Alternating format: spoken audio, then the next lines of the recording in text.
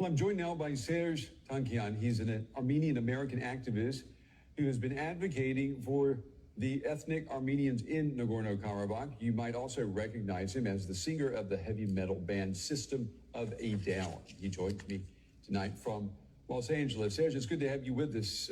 As someone who has been working for the rights of ethnic Armenians in Nagorno Karabagh, I just want to ask you, this attack that we saw on the enclave last week and this just mass migration that has resulted, does that surprise you?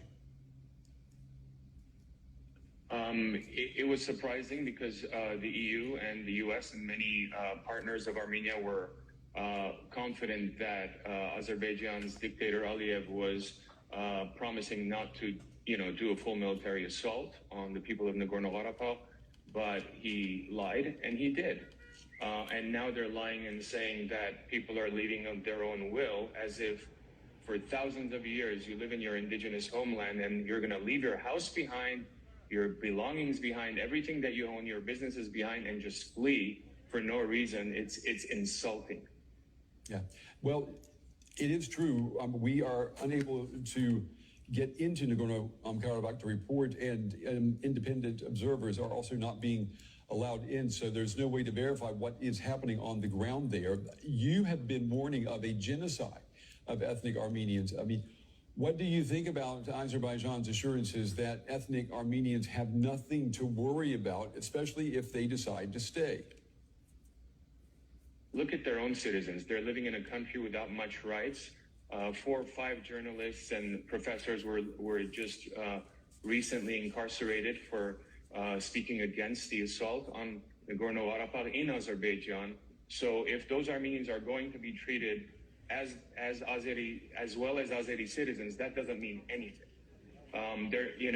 We have a country that is a dictatorship that uses its oil for influence throughout Europe, repackages Russian oil to send to the EU as a way of going around Russian sanctions. Europe knows this. It's hypocritical, of course, and it's buying a lot of influence that way. And millions of dollars in caviar diplomacy and the Azeri laundromat, basically, paying off a lot of MPs in Europe and congressmen in the US and hiring major publicity firms, and otherwise they probably wouldn't be on your network. You had the right-hand person of Aliyev on your show yesterday, I saw, and it really, really baffled me how that could happen.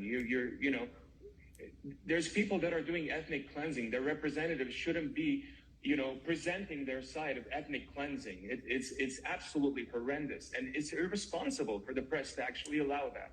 Well, I do have to say that, Serj, I know you're talking about after those talks in Brussels and the interview that was conducted with the foreign policy advisor.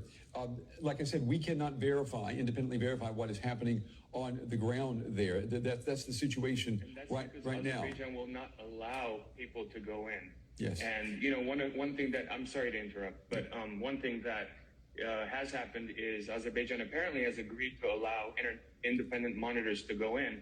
I think that's very valuable. Now, whether they're going to keep their word or not, I wouldn't hold my breath, but hopefully they do, because people living in Nagorno-Karabakh, Armenians living in Nagorno-Karabakh, or those that want to go back to their homes or visit family or visit graves or churches, they cannot feel protected without international monitors or international peacekeepers. That's really, really vital for their existence in the future.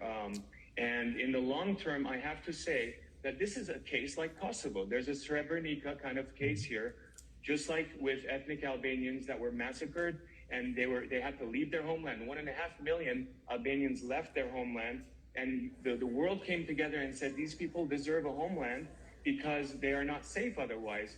That is what needs to happen in Nagorno-Karabakh in the long term. But in the short term, it's a humanitarian disaster.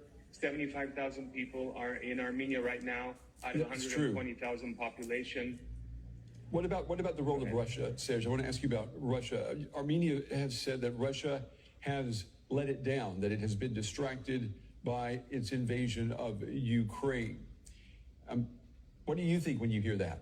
It's not so much distraction, but a geopolitical realignment with Azerbaijan and Turkey because of Ukraine. Azerbaijan and Turkey basically play both sides. the Western side, Turkey being a NATO ally, as well as the Russian side. So without Turkey and NATO's cooperation, Russia wouldn't be able to get its oil to Europe through Azeri pipelines, nor would it be able to get its ships, in Crimea without Turkish cooperation. So they've realigned their foreign policy, and that they've thrown Armenia and Armenians under the bus. Starting in the war in 2020, Armenia had at the time a bilateral defense pact with Russia and the CSTO, and obviously they did nothing.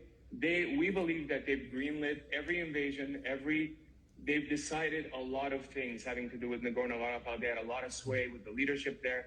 And to be honest with you, it's a tragedy. Russia's thrown Armenians under the bus, and they've been trying to supplant our government in Armenia at this time, and trying to get a extraterritorial corridor in the south of Armenia and Sunni, which is not going to happen. But, it's brutal. It's brutal.